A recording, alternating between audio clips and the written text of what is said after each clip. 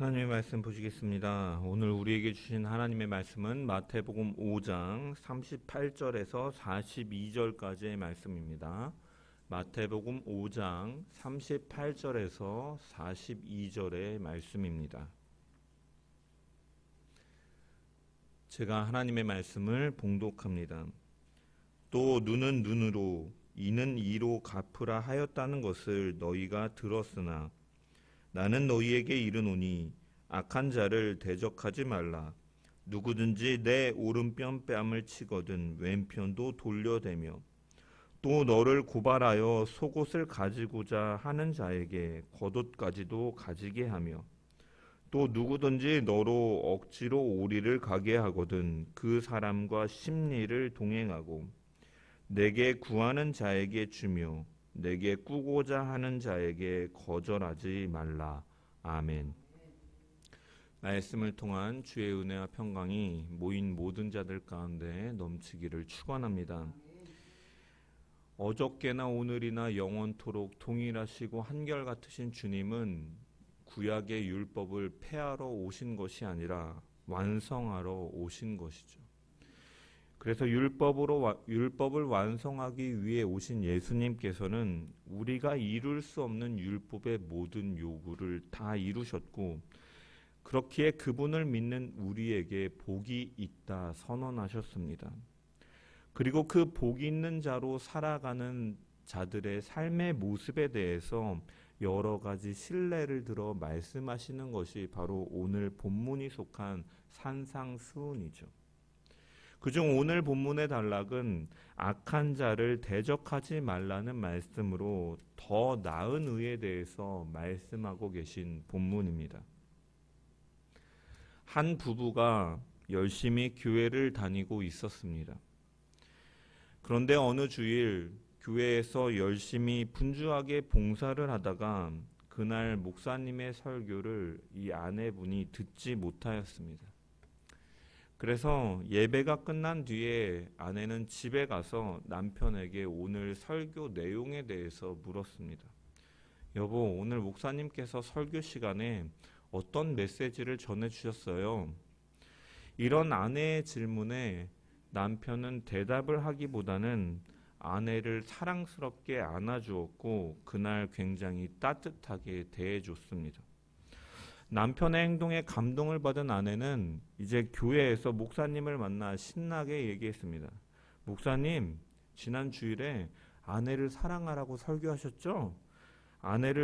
남편들도 자기 아내를 자기같이 사랑할지니 자기 아내를 사랑하는 자는 자기를 사랑하는 것이라 그 에베소서의 말씀 가지고 설교하셨나요?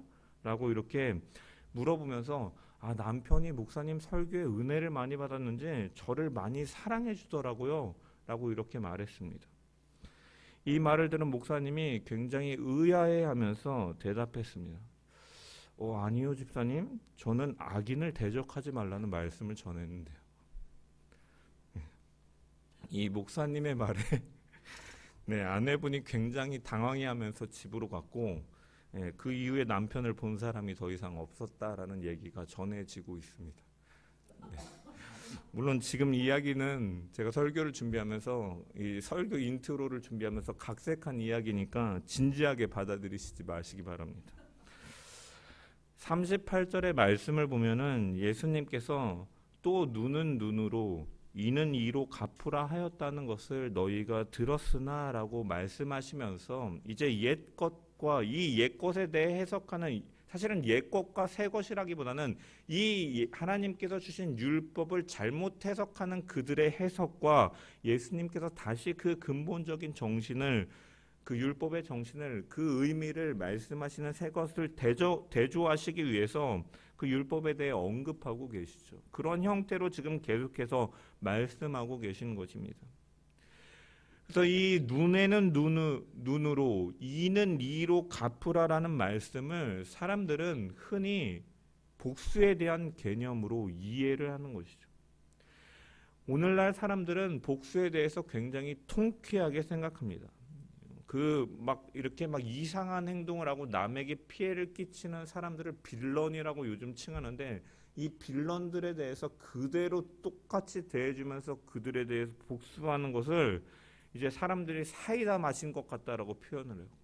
이 꽉 막힌 속이 이렇게 사이다를 마셔서 뻥 뚫리는 것처럼 그렇게 통쾌하다라는 의미에서 사이다 마신 것 같다라고 표현하면서 환호하죠.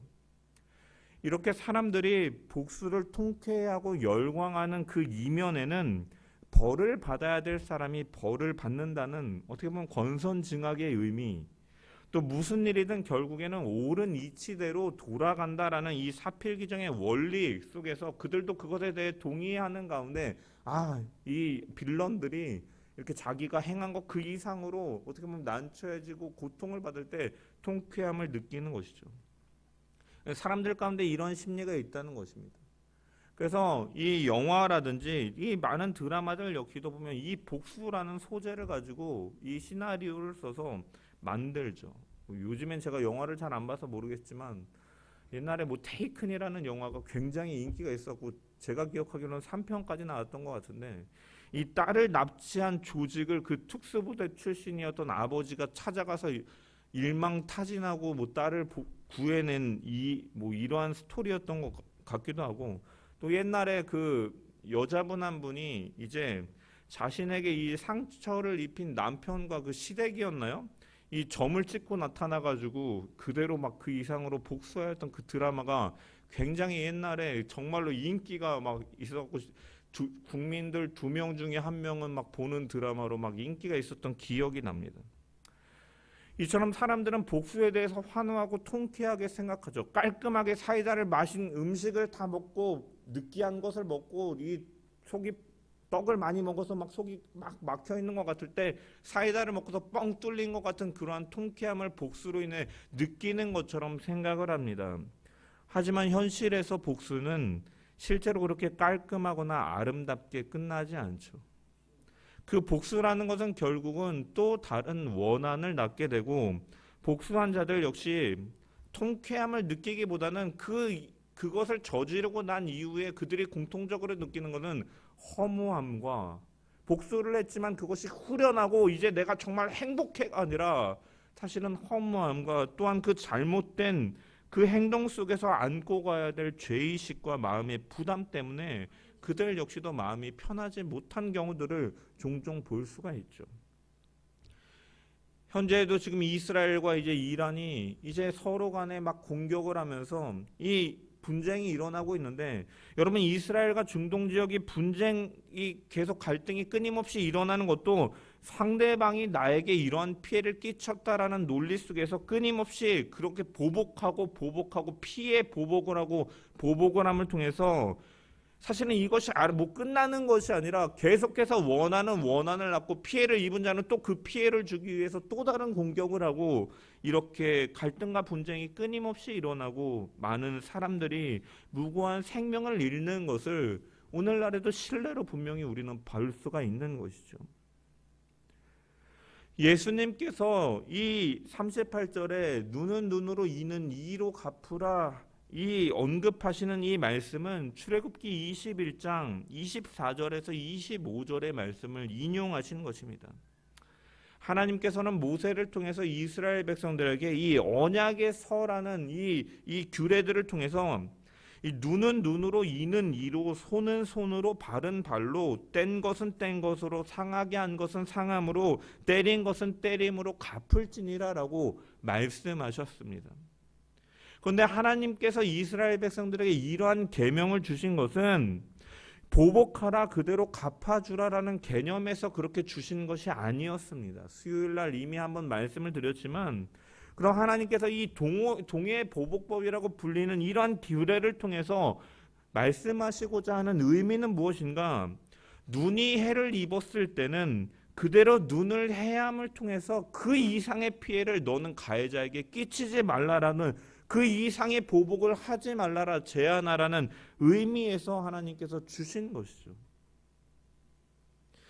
창세기 4장에 가인이 아벨을 죽인 그 형제 살인 사건 이후에 이 가인의 후손 중에 라멕이라는 사람이 나오죠. 그리고 라멕은 그 무엇을 자랑합니까? 라멕의 아내들이여 내 말을 들으라. 나의 상처로 말미암아 내가 사람을 죽였고 나의 상함으로 말미암아 소년을 죽였도다. 가인을 위하여 벌이 7배일진데 라멕을 위하여는 벌이 77배로다 하면서 그 과도한 복수로 한 것을 자랑하는 모습이 나타납니다.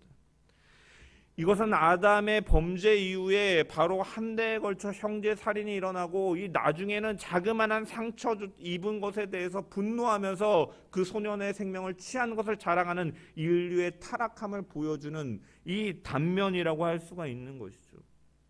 이처럼 죄는 사람을 포악하게 만들고 잔인하게 만들고 남에게 고통을 건 것을 즐겁게 생각한다라는 거예요. 제가 얼마 전에 이 시흥시 지역사회 커뮤니티 가운데 좀 충격적인 글을 봤는데 어떤 이 아주머니가 길을 가는데 이 초등학생 둘이 이렇게 하교를 마치고 이렇게 오더랍니다.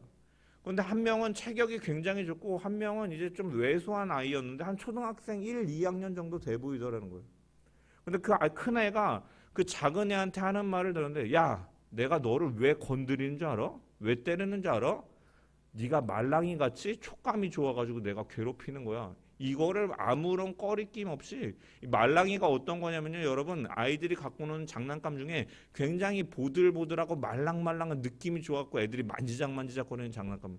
그 사람을 그렇게 그 아이를 왜소한 아이를 때리고 괴롭히는 게 내가 그 말랑이를 만지는 것처럼 즐겁다라고 하면서 그것에 대한 죄책감도 없이 그것을 막 떠들어대는 것을 보고 자기가 충격을 받아가지고 한마디 하려고 했는데 차마 다른 아이에게 내가 또 이렇게 언급하는 게 또 문제를 일으킬까 싶어가지고 그 아이가 같은 아파트에 들어가는 것을 보면서 부모가 커뮤니티에 있지 않을까 싶어가지고 남기면서 자기 아이들을 좀 잘 관리합시다, 가르칩시다라고 이야기하는 걸 봤어요. 여러분, 사람이 사실은 이 죄인 된 사람은 이러한 행동들이 나타난다라는 것이죠. 그래서 하나님께서는 이것을 금지하는 것이에요. 이 눈을 상처를 입혔으면 눈의 상처에서 끝내라는 것이죠. 그리고 눈의 상처를 네가 남에게 누군가 입혔으면 너도 그대로 입을 것이니까 그러한 피해를 주지 말라라는 의미에서 하나님께서는 말씀하시는 것이죠. 개인적인 보복을 조장하기 위해서 하나님께서 이러한 율법을 이스라엘 백성들에게 주신 것이 아니라 그러한 무분별한 복수를 막기 위해서, 또한 피해를 막기 위해서, 약자를 보호하시기 위해서 고아와 과부와 나그네들을 선대하라라고 말씀하시는 것처럼 그러한 생명의 존중과 피해를 끼치지 말라라는 의미에서 하나님께서는 주신 것입니다. 그래서 이 출애굽기 21장의 말씀도 보면은 이 그들이 그 눈에는 눈, 이에는 이로 그렇게 피해를 입은 대로 행하는 것도 역시도 전제되는 것을 보면은 먼저 재판장 앞에서 공식적인 재판을 통해서 그 죄를 증명하고 그 다음에 그것이 고의적인가 아니면 실수인가, 실수라면 피해를 입었어도 그것에 대해서 생명이 혹시나 빼앗겼어도 이것에 대해서 똑같이 취하지 말라 이렇게 말씀하시면서 공적인 재판의 과정 없이 사사로운 복수를 하지 말라라는 의미 속에서 사실은 주신 것입니다. 그래서 재판장은 이 재판을 하기 위해서 사건을 철저하게 또한 조사해야 됐죠. 그가 고의로 했는지 실수로 했는지, 피해자가 어떠한 피해를 입었는지, 어떤 손해를 입어서 얼만큼의 보상을 해야 그 피해에 대해 응당하는 것인지 이런 심혈을 기울여 조사하고 공식적인 절차를 통해서 했다라는 것이에요. 그래서 하나님께서 이 계명을 주신 것은 개인적인 복수를 금하고 이 합리적인 재판 과정을 통해서 공의가 실현되도록 마련한 제도였다라는 것입니다. 이것이 바로 이 율법을 주신 하나님의 의도인 것이죠. 선하고 의로운 법이었습니다. 폭력을 용인하거나 보복을 부추기는 그러한 악법이 아니었다라는 것이에요. 예수님께서 말씀하시는 것도 이 법을 폐하려고 하시는 것이 아니라 그렇기 때문에 당시의 사람들이 이 하나님의 율법을 왜곡하여서 사용하였고 해석하였고 잘못 사용하였던 것들에 대해서 바로 잡으시기 위해서 말씀하시는 것입니다. 이 법이 그 당시에는 실제로 보복법으로 사용되고 있었다는 거예요. 율법을 해석하는 사람들은 누구나 이 법을 근거로 해서 자기가 당한 일이 일이 있으면 개인적으로 그만큼 복수를 할 수 있다라고 사실은 실질적으로 가르쳤던 거예요. 네가 한 대 맞았어? 그럼 너도 가서 한 대를 때려. 그것이 하나님께서 정하신 규칙이야. 예수님 당시에 바리새인들과 서기관들은 눈은 눈으로 이는 이로 갚으라는 말씀을, 하나님께서는 재판을 통해서 하나님의 사회에 공의가 실현되기를 바라는 말씀을 의미해서 주셨지만 그들은 개인에게 적용시킴을 통해서 한 대 맞으면 한 대 때려, 이렇게 폭력과 복수를 어떻게 보면은 조장하며 그걸 합리화하며 이러한 가르침을 해왔던 것이죠. 이러한 잘못된 가르침에 가장 큰 영향을 받았던 대표적인 집단이 무엇입니까? 바로 이 열심당 당원들이에요. 열심당 당원들. 이스라엘은 당시에 로마의 지배를 받고 있었습니다. 이 타 나라의 지배 아래에 있다라는 것은 우리나라도 그런 치욕의 역사가 있지만 그들로부터 부당하고 억울하고 억압된 대우를 받는 것을 의미하죠. 거기다가 로마인들은 유대인들을 효율적으로 이 통치하기 위해서 이 왕으로 분봉왕들을 세우는데 그 당시에 누구를 세웁니까? 헤롯을 세우죠. 헤롯은 어디 사람입니까? 유대인이 아니라 에돔 사람입니다. 유대인들이 굉장히 그 싫어하는 이방인을 그들을 다스리라고 헤롯을 세워놓은 것이죠. 이런 이방인인 헤롯이 자신을 다스리고 통치하는 왕이 되었으니까 얼마나 분개했겠습니까? 그래서 유대인들 가운데 이 로마인들을 대상으로 이 당연히 복수를 해야 된다라고 주장하는 사람들이 생겨나게 된 것이죠. 그들에 의해서 조직된 것이 바로 열심당원인 것입니다. 그들은 그러한 율법의 잘못된 해석과 그 영향을 받아서 눈은 눈으로 갚고 이는 이로 갚으며 맞서 싸워야 된다라고 주장하였던 것이죠.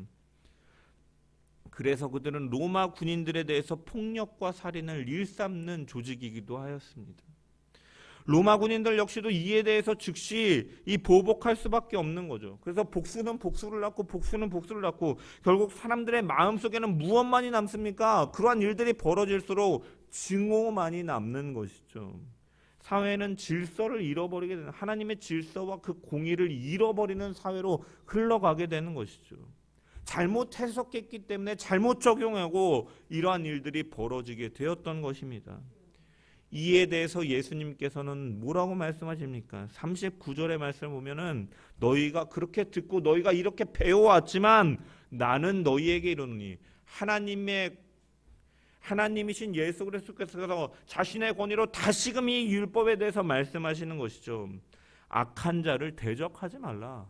누구든지 내 오른편 뺨을 치거든 왼뺨을 돌려대라 라고 말씀하시는 것입니다. 이 눈은 눈으로 이는 이로 갚으라는 말은 이러한 의미다라고 말씀하고 계시는 것이죠. 여기 대적하다라는 말은 무엇에 대항하여 일어서다라는 의미의 단어가 사용되고 있습니다. 그리고 이런 대항은 개인적인 차원에서의 복수의 개념뿐만이 아니라 법정에서의 공방까지도 가리키는 용도로 이 단어가 사용되기도 합니다. 그리고 여기 악한 자로 번역된 말은 이 악을 행하는 자 혹은 비열한 자라는 의미를 가지고 있습니다. 따라서 본절 예수님께서 하신 말씀은 자신에 대해서 위해를 가한 비열한 상대에 대해서 개인적인 복수든 그 법정적인 절차를 밟던 그러한 복수조차 삼가라라고 말씀하고 계시는 것이죠.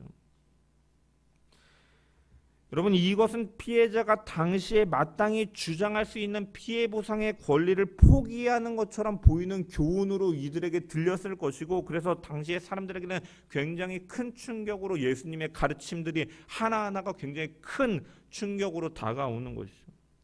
여러분, 그런데 예수님께서 하시는 말씀은 정말로 피해를 입고 내가 폭행을 당했을 때 사회 법정에 고발하지 말라, 아무런 대응도 하지 말고 아무런 방비도 하지 말고 아무 죄도 없는데 욕먹고 약자가 죽임을 당하는 것을 무조건 용납하지 말라라는 의미에서 말씀하시는 것이 아닙니다. 여러분, 이후에 등장하는 네 가지의 그 예시들을 살펴보면 예수님께서 동일한 원리를 가지고서 그 신뢰들을, 이 예시를 제시하시는데 피해자가 일방적으로 당해야 되는 것을 말씀하시는 것이 아니라 그 피해자가 주도권을 가지고 있음에도 불구하고 비폭력적인 대응을 통해서 가해자의 그 악함을 드러내라라는 의미에서 말씀하고 계십니다. 너희가 악한 마음으로 보복하고 법정에서 악한 마음으로 그것에 대해서 대응하는 것이 아니라, 너희가 약자로서 그냥 당하고만 있어야 되는 것이 아니라, 너희가 그럼에도 불구하고 주도권을 가지고서 선대함을 통하여 그 악함을 드러내는 의로운 사람으로 살라라는 말씀에서 강조의 표현으로 이렇게 극단적으로 표현하여 말씀하고 계신 것이죠. 우리가 지난주에도 이러한 표현들을 이미 살펴보지 않았습니까? 너희가 아무것도 맹세하지 말라라는 말씀은 맹세 자체가 정말로 죄악되고 부정적인 것이기 때문에 맹세 자체를 하지 말라라는 의미에서 말씀하신 것이 아니라, 너희가 그렇게 맹세하지 않더라도 그 말이 신뢰를 받을 수 있도록 너희가 신실하고 진실되고 정직한 삶을 통하여서 그것을 이루라는 강조의 표현의 말씀에서 아무것도 도무지 맹세하지 말라라고 말씀하신 것처럼, 오늘 말씀도 마찬가지의 의미 속에서 강조하시기 위해 이렇게 표현하고 계신 것이죠. 악한 일을 당한다 할지라도 단지 당하기만 하라고 말씀하시는 것이 아닙니다. 이 예수님께서 먼저 든 예시의 말씀을 보면, 누구든지 내 오른편 뺨을 치거든 왼편도 돌려대라라고 말씀하셨습니다. 여러분, 여기 치다라고 번역된 헬라어가 라피조라는 단어인데요, 마태복음 26장에는 막대기로 사람을 때릴 때 이 단어가 사용되기도 했습니다. 즉, 사람의 손으로 친다고 해서 약하게 그냥 이 정도 때리는 것에 대해서 말씀하는 거예요. 정말로 막대기로 후려치는 것처럼 세게 치는 그런 행동을 포함하는 의미가 내포되어 있는 것이죠. 여러분, 거기다가 이 고대 근동에는 이 사람이 손으로, 이 손바닥으로 뺨을 치는 행동은요, 굉장히 모욕적인 그런 행동입니다. 특히 이 히브리인들은 이 오른손을 주 용도로 사용하잖아요. 이런 상황에서 상대방의 오른뺨을 때리기 위해서는 어떻게 때려야 됩니까? 내 오른뺨을 막기 위해서는 이렇게 손 등으로 때리거나, 아니면 뒤에서 이렇게 후려쳐가지고 뒤에서 오른뺨을 맞도록 하는 이 경우를 나타내는 것이죠. 여러분, 유대인들의 풍습으로 볼 때 이 손바닥으로 때리는 것도 고대 근동의 모욕적인 건데, 손등으로 때리는 건요, 이 손바닥으로 때리는 것보다 더 2배의 모욕을 주는 행위였다 그래요. 그래서 이 유대인들의 미시나를 보면 손등으로 때릴 경우에는 2배에 달하는 보상을 해주도록 그러한 그 지시사항이 있을 정도였어요. 그리고 등 뒤에서 이렇게 때려서 오른뺨을 맞았다라는 것은 이 불의의 공격을 받은 것이죠. 하지만 예수님께서는 뭐라고 말씀하십니까? 이런 경우에도 왼편도 돌려대라라고 말씀하셨습니다. 여러분, 이것은 실제로 왼편도 때리라는 의미에서 대주라라는 의미로 말씀하시는 것이 아니죠. 너가 맞았더라도 너가 주도권을 가지고 이 악한 행동을 악한 행동으로 대하지 말라라는 의미에서 말씀하시는 것입니다. 만약에 그가 정말로 이렇게 주도권을 가지고 부당하게 모욕을 주면서 때렸을 때 이 사람이 악한 마음으로 이렇게 행동하는 것이 아니라, 그럼에도 불구하고 선한 마음으로 왼편도 때려라라고 이렇게 정말로 내어준다면, 선대하는 모습으로 해준다면, 여러분, 고민하게 되는 사람은 그러면 어떠한 사람입니까? 피해자가 아니라 가해자가 이제 고민하게 되는 거죠. 야, 내가 진짜 왼편도 내려쳐야 되나? 그러면 내 행동이 너무 지나치지는 않은가? 이미 사실 내 행동이 선은 넘은 것이 아닐까? 생각하게 되는 것이죠. 예수님께서 가르치시는 이 보복의 방법은, 원리는 이처럼 피해자가 주도권을 잃지 않으면서 동시에 가해자의 불의함을 폭로하는 방식인 것이죠. 그가 만약에 왼편까지 치면 사람들이 보면서 그 사람의 불의함이 드러나게 되는 것이죠. 똑같이 대응하지 않더라도 그 사람의 불의함이 드러나고 이 사람의 선대하는 의의가 드러나기 때문에 이러한 방식으로 너희는 대응하라라고 말씀하고 계신 것입니다. 두 번째 나오는 사례도 마찬가지입니다. 40절의 말씀을 보면은, 또 너를 고발하여 속옷을 가지고 하자 하는 자에게 겉옷까지도 가지게 하며. 여러분, 이 말씀을 이해하기 위해서는 당시의 상황을 알아야죠.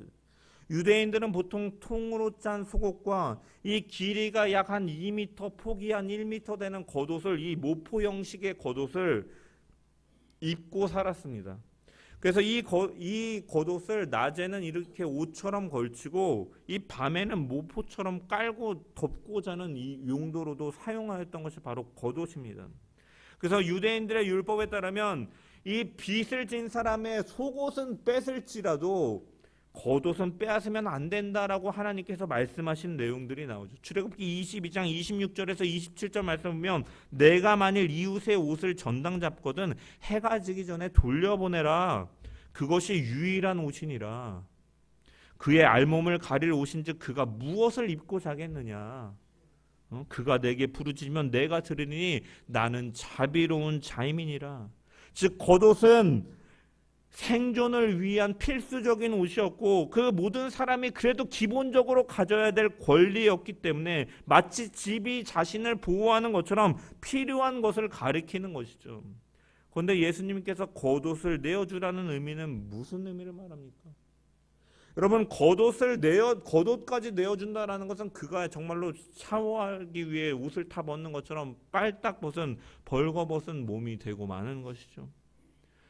시골 마을이든지 대도시인 예루살렘이든지 그가 빚으로 인해 발가벗은 몸이 되면 그 동족을 빚 때문에 그렇게 만든 것을 사람들이 보게 되면 어떠한 결과가 나타나겠습니까? 그렇게 행동한 자는 악한 자로서 비난을 받게 됩니다. 그러한 행동에 대해서 그것은 정말로 악한 행동이다라고 비난을 면치 못하게 될 것이죠. 그의 무자비함과 불의함이 이제 폭로가 되고 드러나게 되는 것입니다. 그의 부끄러움은 겉옷까지 내어준 맨몸의 피해자가 당하는 부끄러움과 수치보다 훨씬 더 큰, 사실은 이 사람에 대해서는 부끄럽지만 자신 스스로는 부끄러울 수 있지만 그 사람에게는 동정이 일어나겠지만 그렇게 행한 가해자의 불의와 무자비함은 드러나게 되고 마는 것이죠.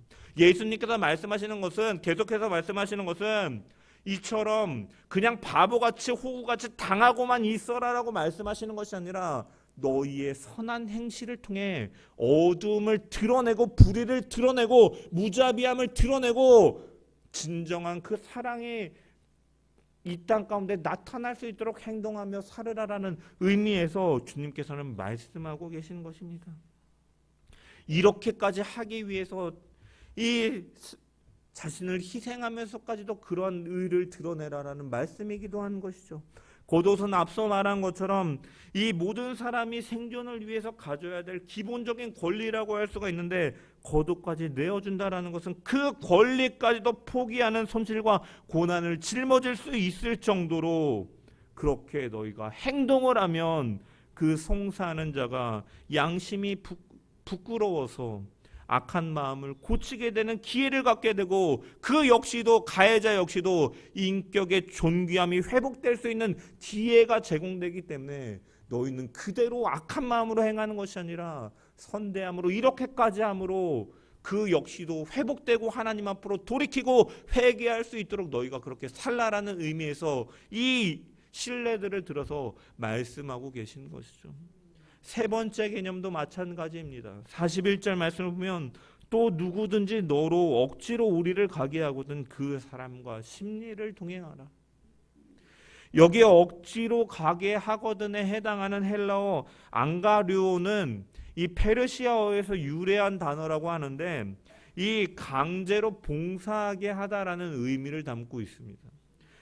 이 페르시아 이 왕이 조서를 내릴 때 이 사람들을 강제로 징발하여서 이 조서를 가지고 그곳에 갈 수 있도록 이렇게 사람을 그냥 길 가던 사람도 잡아다가 왕이 이렇게 명령을 내리면 그 사람이 문서를 전달하고 짐을 지고 갈 수 있도록 이렇게 하도록 강제로 봉사하게 하는 이러한 제도가 있었다고 합니다. 이 예수님 당시에 로마 시대 때도 그래서 이러한 것들이 이제 유지가 되어서 사람들을 징발하여 명령을 따르도록 하는 규례가 있었던 것이죠. 대표적으로 예수님께서 십자가를 지시고 골고다 언덕에 가실 때 예수님께서 채찍에 맞으시고 이제 기력이 없으셔서 십자가를 지실 힘이 없을 때 로마 군병이 어떻게 합니까? 이 구경하던 사람 중에 하나인 구레네 사람 시몬에게 너가 십자가를 지고 가라라고 명령하니까 그는 따라갈 수밖에 없어요. 그는 죄인도 아니었고 그냥 그 자리에 있었던 사람에 불과했지만 그렇게 강제로 이렇게 동원을 하니까 할 수밖에 없었던 것이죠. 이처럼 누군가가 힘을 가지고 우리를 누르면서 억지로 하게 할 때 사람은 분한 마음이 들 것입니다. 하지만 예수님께서는 그런 일을 당하는 자에게 뭐라고 말씀하십니까? 오히려 너가 그 사람과 자원하여서 우리를 더 가라라고 말씀하시는 거죠. 이 강제로 오리를 이 짐을 지어 끌고 갈 경우에 아무리 규례라 할지라도 양심 있는 사람은 그것에 대한 어느 정도 마음의 부담이 있을 것입니다. 그런데 이 사람이 그 사람이 심리까지 내가 오리를 더 가주겠습니다. 내가 더 짐을 지고 가주겠습니다라고 말한다면 그 순간 그들의 위치는 어떻게 됩니까? 수탈자와 이 지배자의 식민지 백성과의 관계에서 자원함으로써 내가 가주겠다라고 말하는 순간 그 사람은 이 약탈자와 이 식민지 국민의 관계가 아니라 그 관계에는 주도권을 가지고 대응하기 때문에 인간과 인간의 관계로 인격이 회복되는 것이죠. 오리를 더 가겠다고 말함을 통해서 그래서 그 피해자는 자신의 인간성을 유지할 수 있고 가해자는 그 말을 통해서 그 불편했던 감정들 속에 정말로 그것조차 야 잘됐네 라고 말하면서 즐거워하면 그거는 인간이길 포기한 자이고 그러한 상황에서 고맙다고 하고 계속 일을 시킬지 내가 이렇게 부당한 일을 했구나라고 깨달음 속에서 일그러진 인간성을 그에게 깨닫게 하라라는 의미에서 주님께서 말씀하신 것이죠. 공통된 동일한 원리로 주님은 계속해서 말씀하시는 것입니다. 마지막으로 네 번째 42절에 보면 내게 구하는 자에게 주며 내게 꾸고자 하는 자에게 거절하지 말라라고 말씀하셨습니다. 이 예수님의 마지막 말씀은 이 앞선 세 가지 상황과 조금 다른 의미로 보여질 수 있습니다. 누가 와서 구하거나 꾸어달라고 하는 상황은 악한 일을 당하는 것처럼 보이지 않고 보복할 일도 아닌 것처럼 보여지기 때문이죠. 그래서 성경학자들은 이 구절을 또 이 일부는 어떻게 해석하느냐?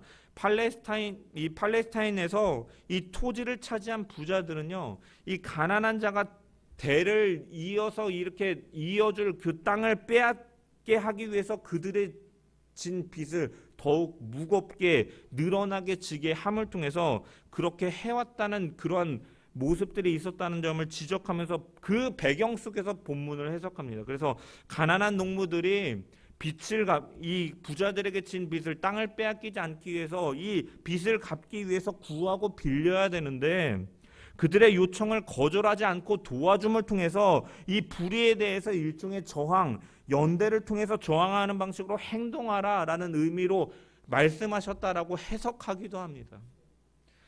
하지만 이 구절을 그렇게까지 해석하는 것은 성경적인 근거는 조금 희박하기 때문에 그 무리는 좀 있어 보이고 다만 저는 물질이라는 것은 인간의 삶을 영위하는 데 있어서 중요한 것인데 이 세 가지 앞의 예와 마찬가지로 자신에게 부당하게 돈을 꿀지라도 악함으로 그대로 대응하라라는 의미가 아니라 그럼에도 불구하고 주도권을 가지고 사랑하는 가운데 대함을 통해 그 사람의 잘못을 느끼게 하라라는 의미에서 주님께서 말씀하셨다 정도로까지 해석하는 것이 바람직하지 않는가라고 생각을 합니다. 그래서 유진 피터스는 이 구절을 가지고 메시지 성경에서 그가 이렇게 번역해서 표현하였습니다. 그리고 누가 너를 억울하게 이용하거든 종의 삶을 연습하는 기회로 삼아라. 똑같이 갚아주는 것은 이제 그만하여라. 너그럽게 살아라라고 그는 메시지 성경에 해석하고 있는 것이죠. 이처럼 이 예수님의 가르침은 불의함을 당할 때 불의함으로 불의를 드러내게 이 불의로 드러내게 하는 그러한 선대하는 그러한 모습을 통해서 너희가 빛 가운데 행함을 통하여 어둠을 드러내는 것처럼 그 가해자의 인간성조차 회복시켜줄 수 있는 주도권을 가지고 회복시키고 그를 깨닫게 하라는 의미에서 말씀하신 것이죠. 피해자가 가해자를 악으로 맞서는 것이 아니라 그 악을 드러내고 그것으로부터 돌이킬 수 있는 기회를 줘야 되는데 그것은 바로 어떻게 해야 되느냐? 예수님께서 보여주신 그 십자가의 방식으로 너희도 그렇게 대함으로써 그 악을 드러내고 그 악으로부터 돌이켜서 의를 나타낼 수 있도록 살으라라고 말씀하시는 것이 바로 오늘 본문의 단락인 것이죠. 주님은 제자들에게 말씀하신 것처럼 그렇게 본을 보이신 것입니다.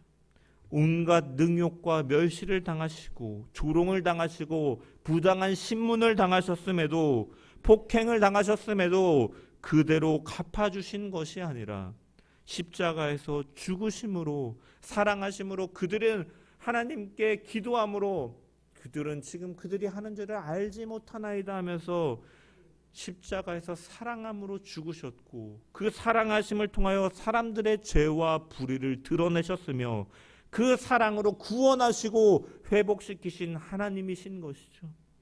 그리고 그분은 그 사랑으로 우리를 회복시키셨기 때문에 너희 복 있는 자들아, 나를 믿는 자들아, 이미 너희 가운데 그 십자가의 사랑으로 너희는 복을 얻은 자, 이 가진 자이다. 그렇기 때문에 너희 역시도 그렇게 살라. 이것이 바로 더 나은 의라라고 말씀하시면서 가르치시는 것이죠. 여러분, 물론 이 길이 쉽지 않은 길입니다. 그럼에도 우리가 예수님처럼 산다라는 것은 그 자체가 바로 무엇과도 바꿀 수 없는 영광된 삶인 것이죠.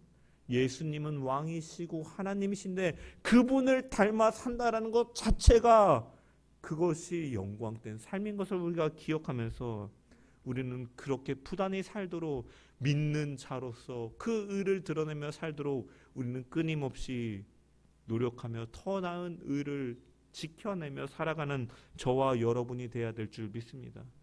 그리고 예수님께서 결국 이렇게 행동하라라고 말씀하시는 그 원리 가운데는 어떠한 의미가 있습니까? 결국 너희의 부당한 것, 너희가 아픈 것, 너희가 손해를 입는 것, 너희가 고통을 당하는 이러한 모든 것은 하나님께서 알고 계시다는 거죠. 그리고 그때가 되면 원수를 갚고 심판하실 분은 하나님이시니까 너는 그 심판과 그 숯을 머리에 쌓아두는 것은 하나님께 맡기고 너는 원수까지 사랑하라라는 의미에서 말씀하시는 것이죠. 그래서 그 뒤에 보면 또 내 이웃을 사랑하고 내 원수를 미워하였다라는 것을 너희가 들었으나 나는 너희에게 이르노니 너희는 원수를 사랑하라라는 이 말씀으로 이어지는 것입니다. 레위기 19장 18절에도 하나님께서는 율법을 주시면서 이렇게 말씀하셨죠. 원수를 갚지 말며 동포를 원망하지 말고 이웃 사랑하기를 내 자신같이 하라. 나는 여호와니라. 너희는 내 백성이니라. 내가 그러하니 너희도 그러하라라는 의미에서 말씀하신 것이죠. 왜 그렇습니까? 악은 악으로 이기지 못하기 때문이죠. 선으로만 악을 이길 수 있기 때문에 주님께서는 이렇게 말씀하신 것이고 주님께서는 십자가를 지신 것이고 주님은 십자가의 길을 따르는 우리에게도 동일하게 말씀하시는 것입니다. 그래서 바울 사도 역시도 로마서 12장 20절 21절 말씀에 이렇게 권면하는 것이죠. 내 원수가 추리거든 먹이고 목마르거든 마시우라. 그리함으로 내가 숯불을 그 머리에 쌓아 놓으리라. 악에게 지지 말고 선으로 악을 이기라. 원수가 악을 행한 것은 하나님께서 심판하실 것이니 원수 갚는 일은 하나님께 맡기고 성도들은 원수라 할지라도 자비를 베풀고 사랑으로 선대함을 통하여 그 의를 드러내고 그 악한 자들 역시도 그러한 모습들을 통해서 하나님의 아름다운 덕을 바라보고 깨닫고 돌이킬 수 있는 기회로 회복의 역사로 삼으라는 주님의 권면인 것입니다. 이처럼 우리가 하나님의 아름다운 덕을 성품을 세상 가운데 나타낼 때 우리가 선으로 악을 이길 수가 있고 하나님 아버지께서 더욱 영광 받으실 줄 믿습니다. 우리는 부족하고 허물이 많은 사람들입니다. 그리고 우리는 우리 자신이 얼마나 약한 존재인지 악한 존재인지 스스로 잘 알고 있는 자들이죠. 그럼에도 불구하고 하나님께서는 자비하심과 긍휼하심으로 우리를 선하게 대해 주셨고 주님은 그 사랑으로 우리를 구원해 주셨음을 기억하면서 우리도 그 사랑의 마음으로 악을 악으로 이기려고 복수침에 불타서 행하는 것이 아니라 사랑하는 마음으로, 선대하는 마음으로 주님 안에서 용서받은 자의 그 기쁨으로 대함을 통해, 사랑을 베품을 통해 빛으로 어두움을 물리치고 악한 자에게 선을 깨달을 수 있도록 하며 하나님의 그 공의와 인애가 이 땅 가운데 드러내며 살아갈 수 있는 우리 모든 자들 되기를 주님의 이름으로 간절히 축원합니다.